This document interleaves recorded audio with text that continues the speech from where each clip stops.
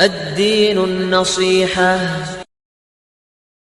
کر چکے ہیں سوال پڑھیے. ایک طویل مدت تک آپ کا تعلق جماعت اسلامی کے ساتھ رہا ہے. جی مہربانی کر کے جماعت اسلامی کی دینی حقیقت پر روشنی ڈالیں. میرا تعلق جماعت اسلامی سے کبھی ایک سیکنڈ کے لیے نہیں رہا. جماعت اسلامی میں سب سے زیادہ نمایاں شخصیت اس کے بانی مولانا ابوالعلا مودودی کی تھی. دوسری شخصیت مولانا امین حسن اصلاحی کی تھی. تیسری شخصیت مولانا عبدالغفار حسن کی تھی. چوتھی شخصیت مولانا عبدالجبار غازی کی تھی. یہ تنظیم 47 کے پہلے کچھ دن پہلے بنی اور پھر یہ لوگ پاکستان چلے گئے.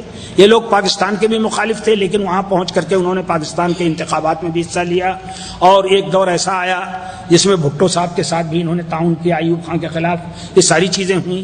جماعت اسلامی ہندوستان بر صغیر ہند و پاک میں جماعت اسلامی اور مصر میں علی اخوان المسلمون اور ترکی میں حزب السلامہ اور یہ تینوں جماعتیں پورے طور پر مکمل طور پر یہ ثقافی کلچرل جماعتیں ہیں.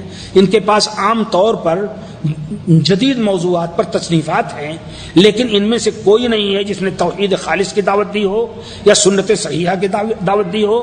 ہر جگہ سے اخوان مسلمون میں امام حسن بننا اور اسی طرح سے اور ان کے جو ماننے والے تھے ان کی شکل یہ تھی کہ وہ ختمی طریقے کا رقص ہوتا تھا صوفیہ کا. وہاں مجلسوں میں رقص تک کرتے تھے.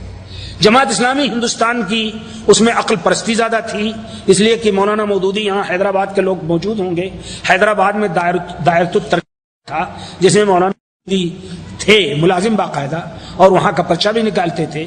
تو دارالترجمہ میں انہیں میکیاولی اور ہیگل کی کتابوں کے ترجمے کا دیکھنے کا موقع ملا. اس کا اثر پڑا چنانچہ انہوں نے دین کی سیاسی شرح کی. میں جماعت اسلامی میں کو نہ تو کافر کہتا ہوں اور نہ جماعت اسلامی کے بارے میں کوئی زیادہ بات کہنا چاہتا لیکن یہ بالکل غلط بات ہے.